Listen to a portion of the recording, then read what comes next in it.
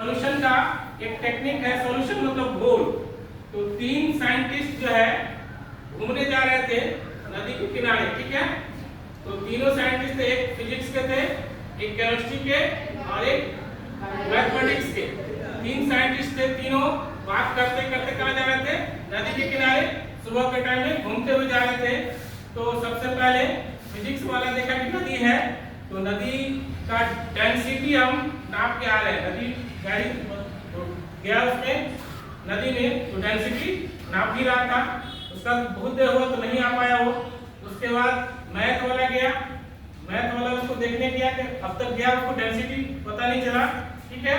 उसके बाद मैथ वाला उसका हाइट नापने गया कि कितना हाइट का वो क्या है, नदी है, गहराई, वो भी गया तो पता नहीं चला। कुछ देर के बाद फिर केमिस्ट्री वाले बहुत सोचने के बाद देखा कि बहुत देर हो गया, दोनों नहीं आया। तो उन्होंने कहा कि दोनों घुलनशील है, यहाँ से भागो। तो घुलनशील को समझाने के लिए, मतलब घुलनशीलता को समझाने के लिए एक जॉयफुल टेक्निक बताया गया कि घुलनशील है मतलब क्या, घुलनशील है क्या।